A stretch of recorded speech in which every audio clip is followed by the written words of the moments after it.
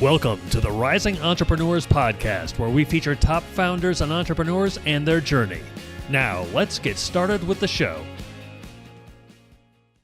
Dr. Jeremy Weiss here, founder of InspiredInsider.com, where I talk with inspirational entrepreneurs and leaders. Today is no different. I have Jeremy Jenson of Encore Search, and you can check them out. Before I formally introduce you, Jeremy, I always like to point out other episodes people should check out of the podcast.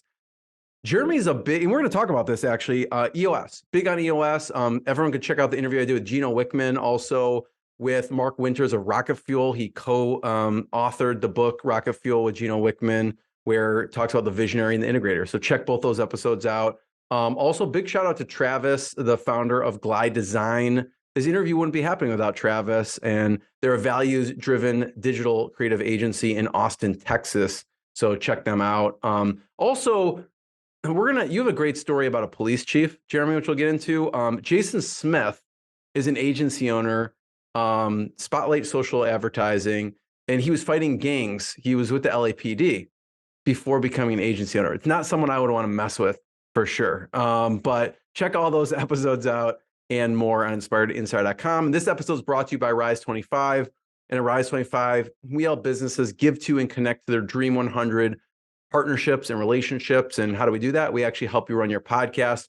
We're an easy button for a company to launch and run a podcast. We do accountability, strategy, but the full execution. Jeremy, we kind of call ourselves the magic elves that are in the background to make it look easy for the host and the company to get everything out there. You know, for me, the number one thing in my life is relationships. I'm always looking at ways to give to my best relationships. And I found no better way over the past decade to profile the people and companies I most admire and share with the world what they're working on. So if you've thought about podcasting, you should. If you have questions, go to rise25.com. We have lots of free resources answering almost every question that we've gotten on the podcast too. So without further ado, Jeremy Jenson, he's founder and CEO of Encore Search Partners. It's a 40-person direct hire and executive search firm located in the great city of Houston. It's focused on headhunting professional and technical talent nationwide. He's a subject matter expert on EOS, like I mentioned, which is the Entrepreneurial Operating System. He's a fellow member of EO, Entrepreneurs Organization. We'll probably see each other in a little bit in Detroit. And EO is a over 16,000 member global organization of some of the top entrepreneurs all around the world. And Jeremy's also an active investor, innovator, and builder of others in his local Houston community. Jeremy, thanks for joining me. Thank you. Thank you. That was a great introduction. It's well-deserved, and I want to hear from your words. Tell people more about Encore Search and what you do. Yeah, absolutely. So as you mentioned, we're a 40-person direct hire recruiting firm. So companies turn to us as a grudge purchase whenever they're having trouble finding high-level professional and technical talent. Yeah. You know, it's so funny. I'm one of the few industries where it's like, the bigger the fee, the easier it is for the client to write the check. And I'll give you an example. If you're recruiting an $80K outside salesperson, you're writing me a $25,000 check, 25 grand, that might be a tough pill to swallow. The person hasn't sold anything yet. But what if it's an attorney that's got a $3 million book of business and you're writing me a $250,000 fee? That becomes a lot easier of a check to write, right? They're going to bring that book of business and the profit that comes along with it. So we like to focus on the high-level positions for sure. I want to talk about attracting talent. And this is what you do. This you do for other people. It's actually what you do for yourself. You have some great LinkedIn posts. I want to encourage people to check them out. I was reading them, and one of them was 15 million, right? Yeah. Talk about that for a second. Yeah, definitely. So about 7 years ago, I brought on board an individual contributor. His name is Casey Knight. And it was right after oil and gas had crashed here in Houston, Texas. And so I saw my business go from about $1 million in revenue down to almost zero. So I was flirting with Casey. I actually went to high school with him. We weren't really friends, but we were connected on social media. And he was thinking about making a change. And whenever I visited with him for coffee at Black Walnut Cafe in Katy, Texas, he was voicing some frustrations about his current firm. He was a recruiter for financial advisors. And I'd never even, thought about recruiting for financial advisors. These are stockbrokers at UBS, Merrill Lynch, Goldman Sachs, Wells Fargo, Morgan Stanley, et cetera. And when he told me about the fee structure on how he generated fees on moving that individual, it really piqued my interest. And so in May of 2016, Casey came on board as an individual contributor. And today, he's now executive VP in the firm with our largest book of business in his specific vertical. They do about $7.5 million in revenue. So if he was a partner at a law firm, his practice area would be about a $7.5 million book. And then that was a celebration. That post was maybe a couple of years ago whenever he hit 15 million. And I just thought that was like such, a massive milestone for somebody that came in at the ground floor. They believed in my technical competency. They believed in the vision that I painted for the future of the company and our real estate and our dress code and our amenities.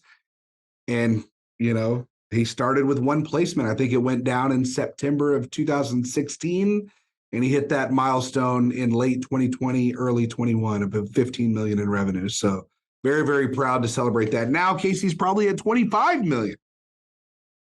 Talk about, I'm going to show something in a second because I love this post, but I want you to talk about how that was as a tough hire. You mentioned, the energy, and I appreciate you sharing, the energy, oil and gas business went to not a lot at that time. Yeah. And it's not, now looking back, it seems obvious, but at that point in your business, it seems like it's not necessarily an easy decision to hire anyone for that matter. And I just want to point out, it made me, Jeremy, when I looked at this post, I thought I was going to be watching a Netflix special. I love the image here. I want to go watch the Netflix special Billers. Okay. So you guys have another business of just putting Netflix special images out there. I love this. But well, this is definitely inspired by the famed HBO series Ballers with The Rock. And so what we did was we just put Casey's face on The Rock's body and changed the A to an I.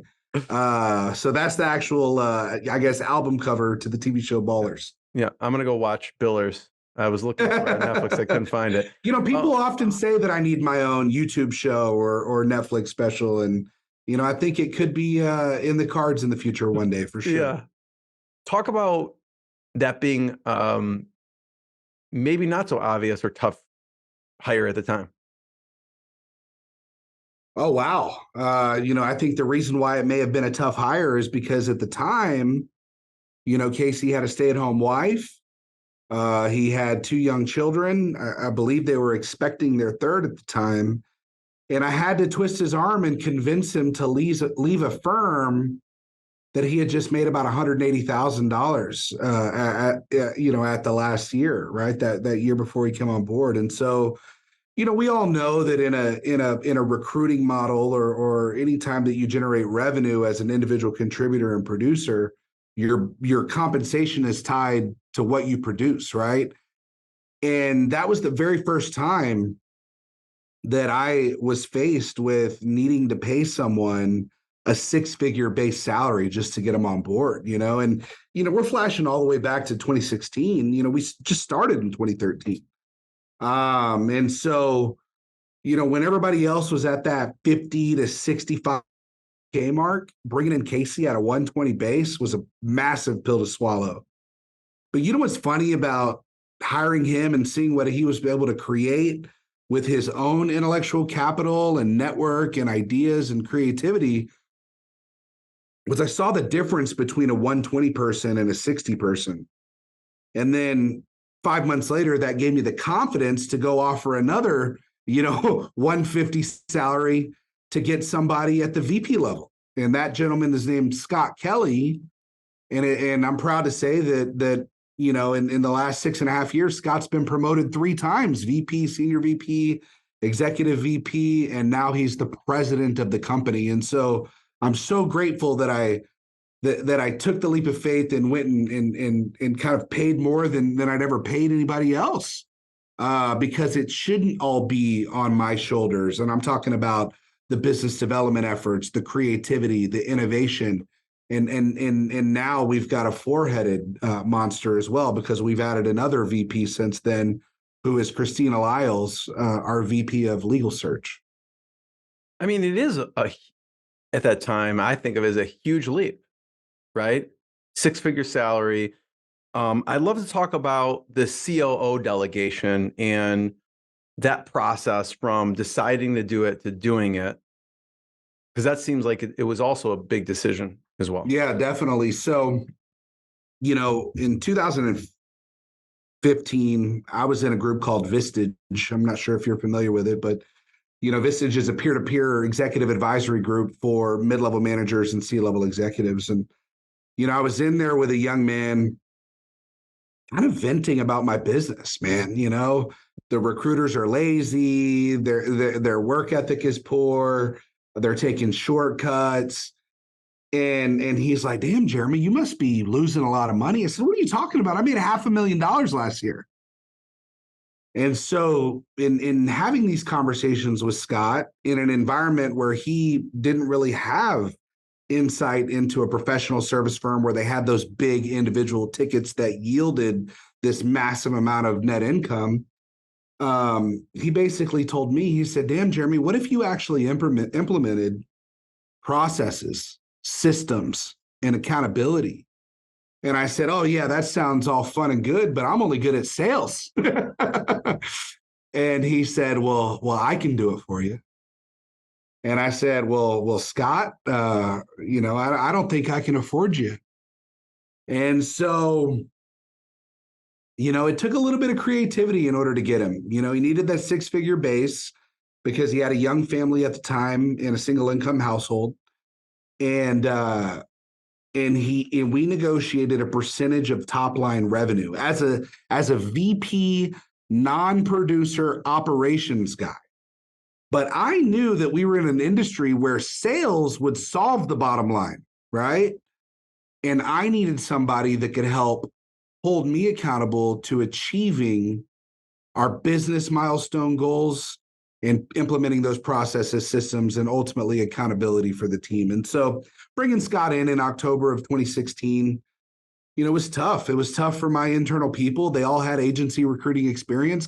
Scott came from an IT consulting company. He didn't have any recruiting industry experience, but what he knew was how to implement EOS, the Entrepreneurial Operating System, because he'd been doing it the previous 5 years at his current firm, going from 24 years old to 29 years old. And it was his personal goal as a kid to be a vice president by the time he was 30.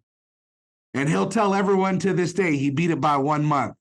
And so we hired him as VP. That was one of the big stipulations. But his title at the time was Sales and Operations Manager. You never would have thought that this guy would grow up into being the president of the largest privately held executive search firm in Houston, Texas. But he eat, slept, and drank Gino Wickman's Kool-Aid, I'll tell you that, EOS. And so Scott brought that toolbox with him in 2016. We didn't really touch the toolbox until December of 2017 because it took him a full year to learn our culture, to learn, the way that we charge fees, who are our target clients, what were our unique selling points, what would be our rocks. And then he didn't want to influence too much change overnight because we were kind of rebuilding after an oil and gas downturn, right? And so in December of 17, Scott implemented EOS, and that's what really forced our business to skyrocket. I mean, we went from 1 million to 2.6 million to 4.2 to 5.5. COVID was kind of a flat year because we lost revenue for a full quarter. But then last year, we did nearly $12 million in revenue, and the goal this year is upwards of 14. And so in a professional service environment like a public accounting firm or a private equity firm or an investment banking firm, a $14 million business can yield some pretty profitable margins for sure.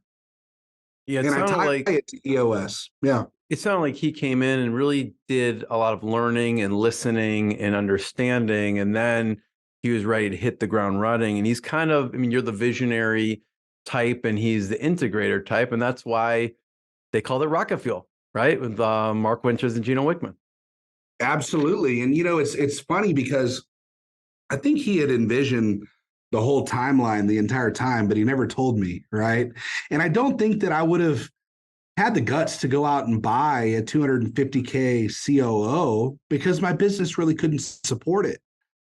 So I got the guy that was 120, 150 on day one, and he grew in to the guy that I'm proud to say is my back-to-back in the company for sure. Talk about implementing EOS. I mean, obviously you had an expert who had done it, but the team still has to implement and execute. Talk about how the implementation worked. Sure. So most of the time, companies hire an EOS implementer, somebody you pay anywhere from $6,000 to $10,000 a day to help you formally implement it into your C-suite and mid-level management team, right? That really wasn't something that I was willing to invest in at the time. And so we self-implemented. Again, like I said, Scott was familiar with it because his company had been doing it for the previous 4 or 5 years. But I think one thing that was very, very important for Scott to have is we still kept him with his Vistage coach, Christine Spray, who is also a certified master EOS implementer, right? And so he always had that resource whenever he needed it because his business coach was an EOS certified professional. And so when Scott rolled it out, and it rolled it out in December of 2017, I remember we were sitting at my dining room table in my house, and we had planned to be there, I think, for 7 hours. It was me, Scott, and Casey, myself, and my 2 VPs. And we ended up staying there for 10 hours. And during that, we had to define several things. What was our mission? What was our vision? What were our values, our unique selling point? What's our why, right? What are our rocks? What are those strategic initiatives that we need to tackle over the next quarter, over the next year? What about over the next 5 and 10 years? We needed to provide clarity in that meeting. That way, the right hand could continue to talk to the left hand going forward. And it's so funny, as a headhunter, I see $100 million companies, $500 million companies, completely misaligned mission, vision, and values. Everyone's got their own individual P&L, and they're operating with a different culture, a different strategy, right? You've got sales shitting on operations blaming sales, right? And there's no continuity. There's nobody working together. And that ultimately kills the culture and then the bottom line. What were some key pieces to the EOS format that you like? Because I know there's a lot of different pieces, like you mentioned, the rocks, and there's level 10 meetings. What are some of the key pieces that you go back to and go, wow, I can't believe we lived without this beforehand? Yeah, definitely. So it would certainly be those executive offsite strategy sessions that we do once a quarter. My president, Scott Kelly, who was hired as VP, then later promoted, then promoted again, he's the one that prepares the agenda for that, where we identify, discuss, and solve issues in the company. We have our people analyzer. We determine, are people in the right seats on the bus? Who are the culture killers? We need to get them off the bus, even if they're a high revenue producer. They may be stunting the growth of those around them, right? And so, really, I'll say that it was a combination of all the tools and resources, but the one thing that we needed was that integrator, the individual that could hold myself accountable and my VP accountable, who is the individual that manages that $7 million book of business, because we're the rainmakers, dude. We are ADD. We don't need to prepare for meetings. We just walk in, you give us the microphone, we execute, right? Scott was the planner. He's the guy that could foresee the challenges and bottlenecks before they even happen, right? Casey and I are the ones that wait till they happen, and then we just bust the wall down, right? But that's not sustainable whenever you're building a profitable business. And so it was the integrator that was key. I'm sure there's been some heated discussions throughout the course of the company when you put those two, and they're almost, opposing things. But like, what are some conversations, Jeremy, you're smiling at me, Yeah. you butt heads about? Because you come in, you're like, don't worry about it. I mean, we got this. I don't think we need a plan. Let's just go, go, go. I mean, this is Yeah. the visionary and the integrator, right? The push pull there. What are some things that you maybe butt heads on, but like come out the other side and it's better? Absolutely. So I'm going to have to go back really far in the memory bank right now, because I'll say for the first 2 years, we butted heads on a lot. And then a couple things happened. My president went through a divorce. I went through a divorce.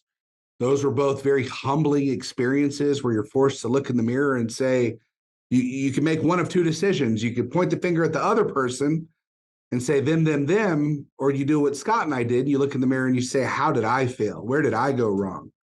And so, was taking on that level of humility, being self-aware, being coachable.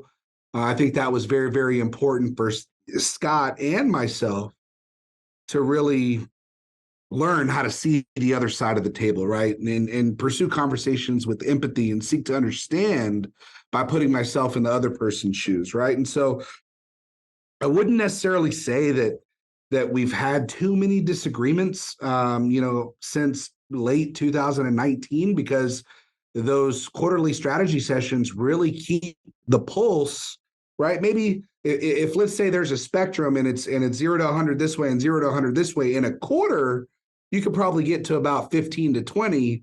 And then that strategy session brings you back, recalibrates, right? But if you could go a whole year, or sometimes companies don't even do it at all, you could be 80% in opposite directions. That's whenever it creates the blowups and the irreparable damage, right? And so I'll say that it's those quarterly strategy sessions that really reduce it. But maybe a disagreement. I remember when Casey came on as VP in May of 2016, Scott came on as VP in October of 2016. Well, guess what? In January of 2020, Scott was promoted to president. Scott came after Casey. What the hell? What? Right? I sit down with Casey. I said, Casey, do you want to be the president of the company? Do you want to be the backstop? Do you want to be the integrator? Do you want to be operational, process, systems, accountability? Right? Well, no, I just want to sell. Like if you put it like that, Jeremy. Yeah. Right. No, I just want to generate revenue. I want to make a bunch of money. That's what drives Casey and I, right? And so it did require myself, Scott, and him sitting down to where we needed to illustrate, hey, Casey, just because Scott is the president doesn't diminish your role in any capacity. If we were a train, right? Casey's used this analogy before. Let's say Encore Search Partners is the train. Well, Scott might be the engineer, right? Jeremy provides the tracks, and then it's Casey that's pouring the fuel into the train. Does that make sense? So it cannot operate without all three.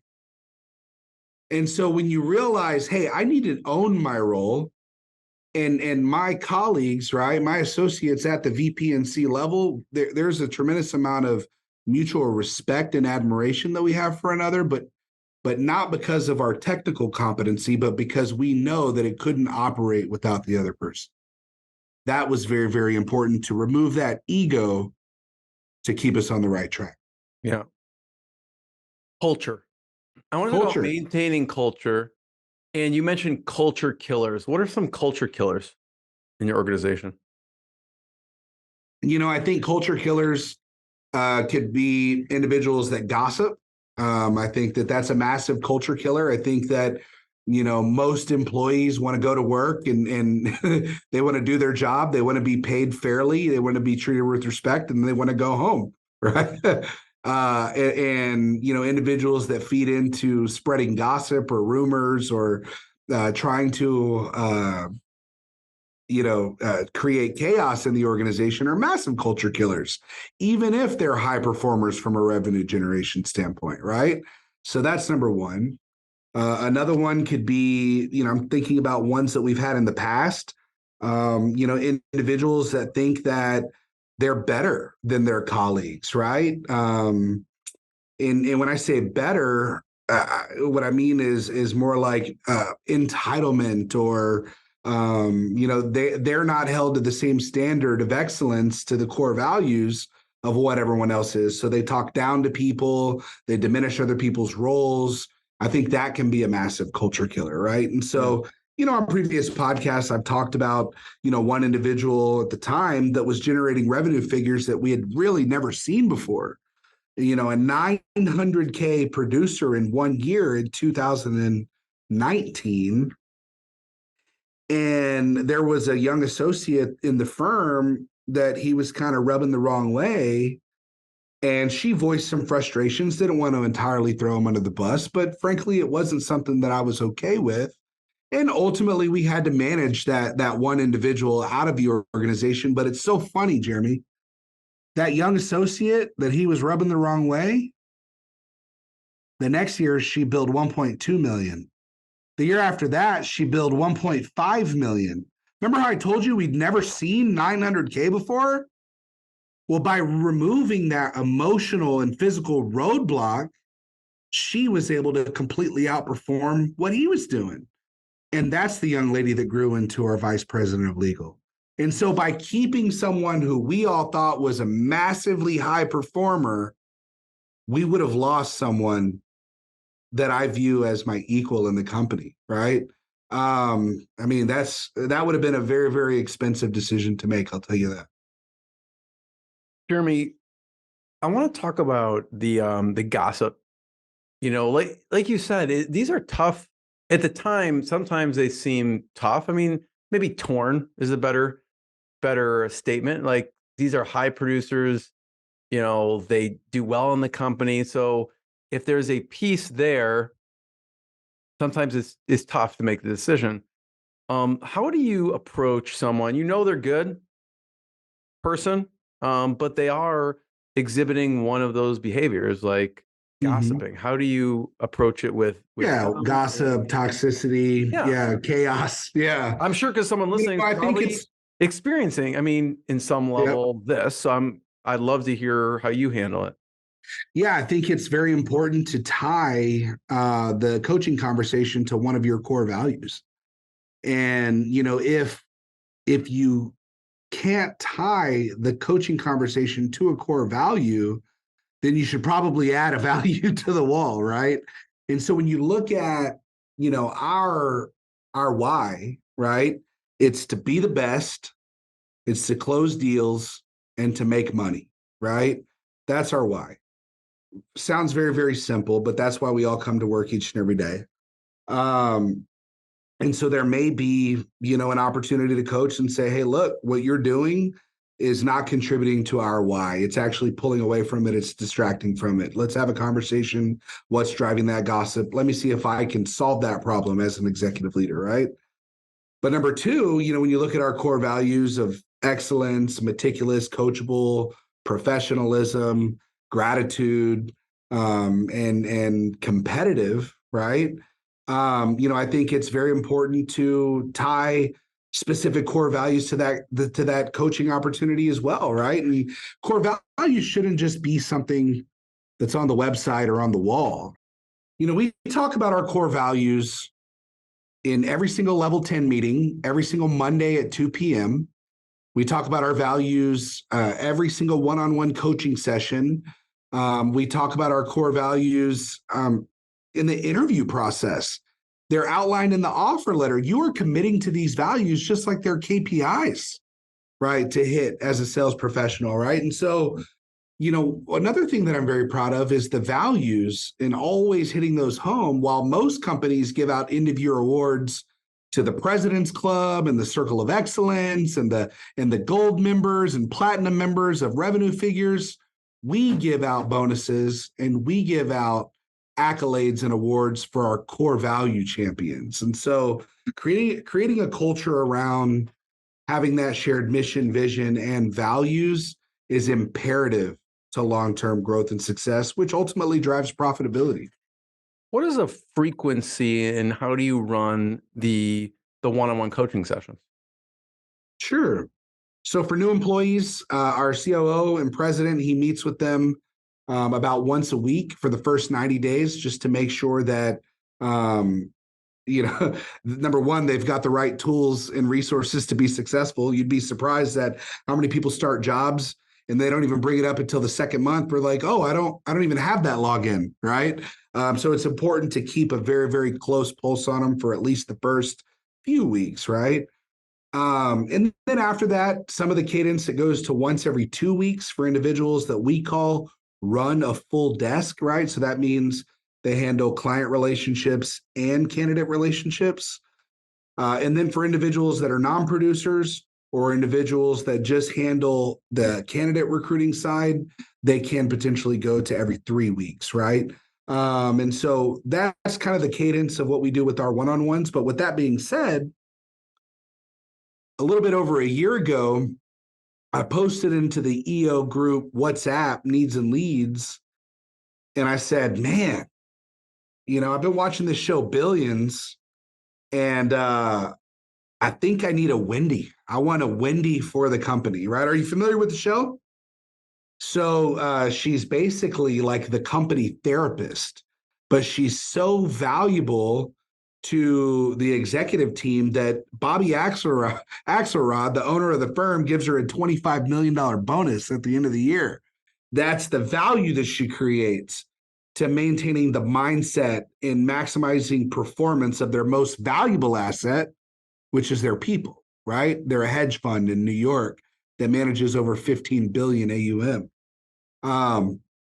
But I needed a Wendy. And so we ended up hiring in April of 2022 an individual named Mahtab Maradi, who is a licensed clinician, a performance and mindset coach, to kind of come in every Tuesday and Thursday and have those 45-minute sessions with our employees that they can book just like we were in a therapist office, right? But it's their performance and mindset coach. And so, after learning our culture, seeing some common issues that people were facing, whether it be, imposter syndrome or having a lack of empathy for their colleagues, she ended up developing curriculum around having small group breakout sessions to do like 8 to 10 person focus groups where they can all increase their emotional intelligence, their self-awareness, their executive presence.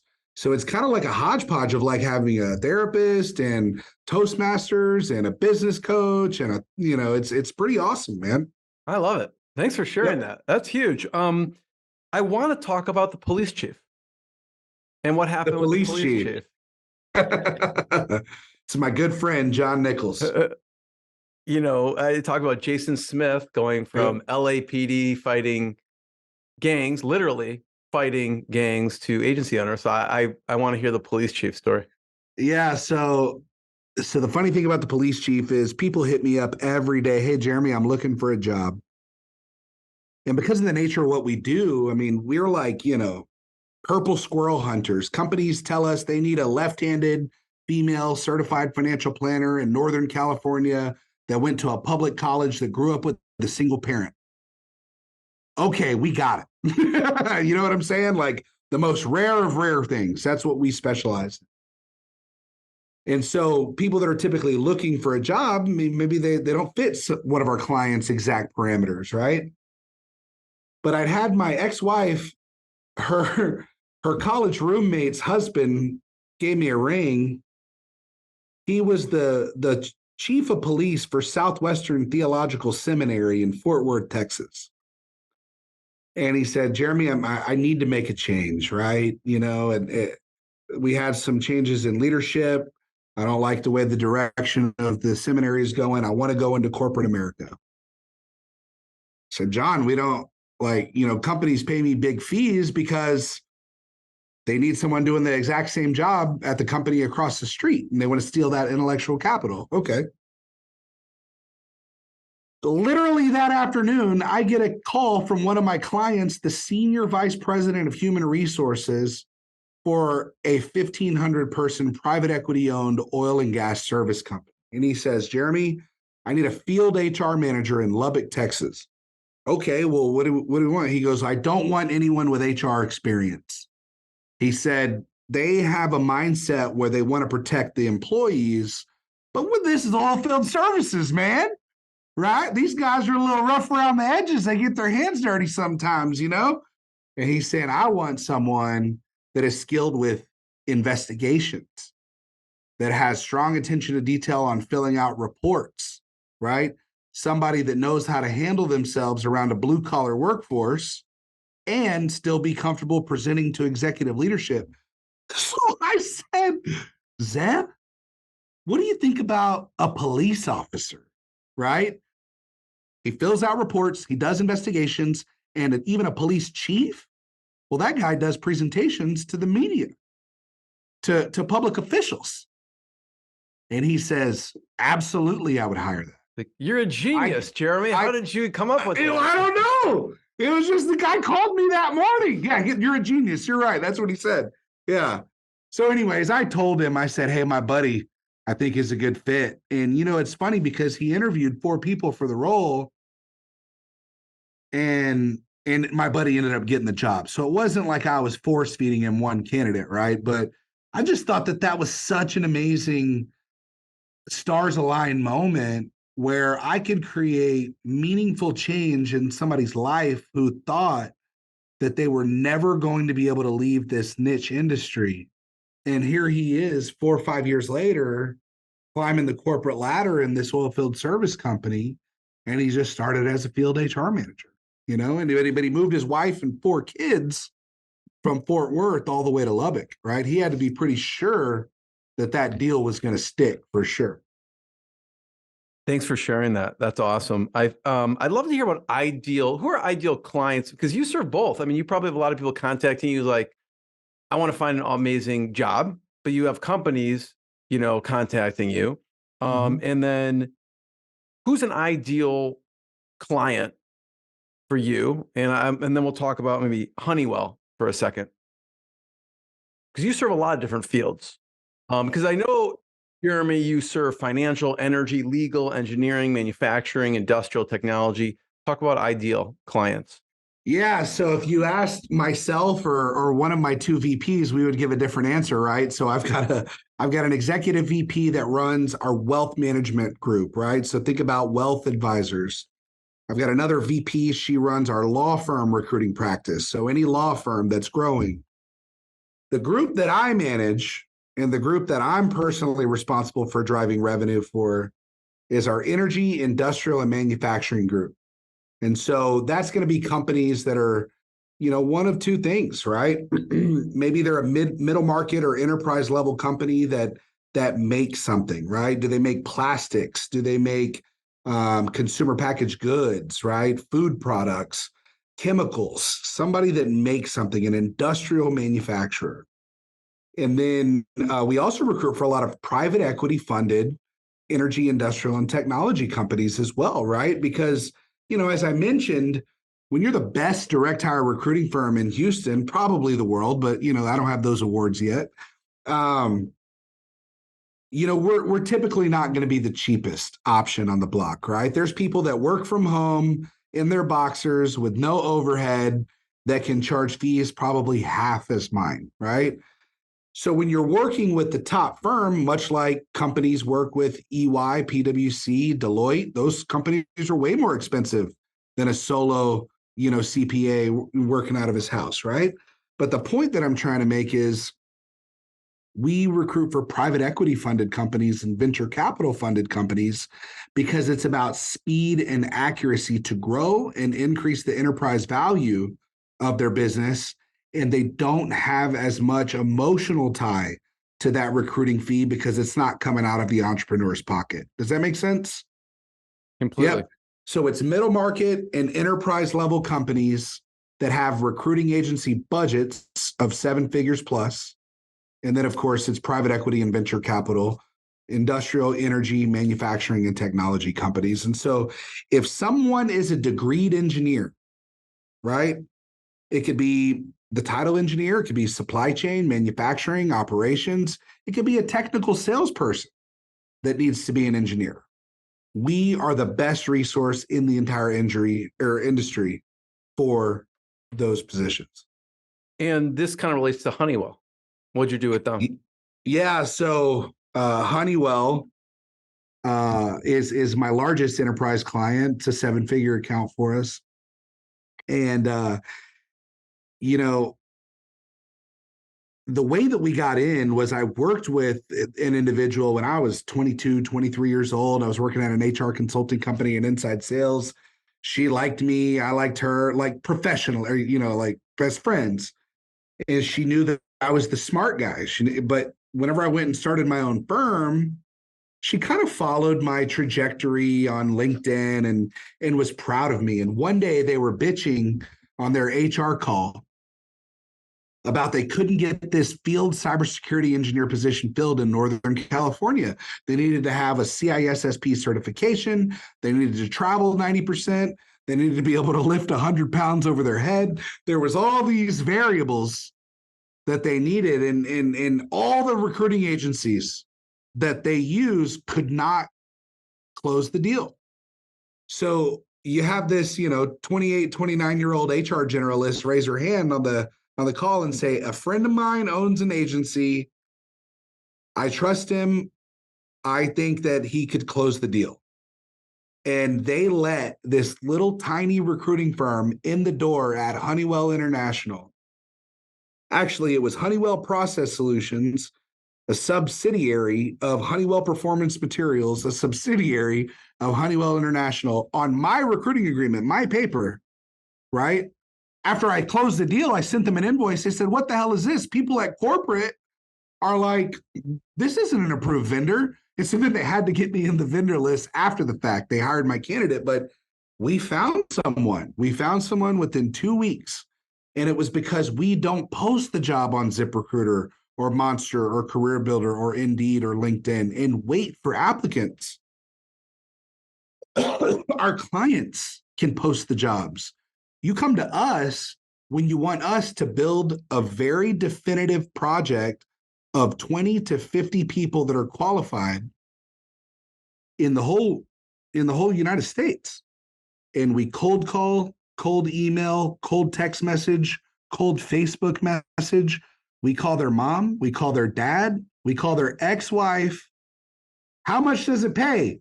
Oh, it pays $140. Oh yeah, call him. He needs to increase his child support. That's like what we do. We're headhunters. Yeah, private investigator of finding. I love it. I love it. I love that we do this. I feel like we may be the only ones that do it this way. I don't even post the jobs. Other agencies want to talk about AI, right? Artificial intelligence and lead scoring for resumes and drip marketing. We have AI. It's called actual intelligence. We don't need artificial intelligence. That's our competitive advantage. Jeremy, I want to be the first one to thank you.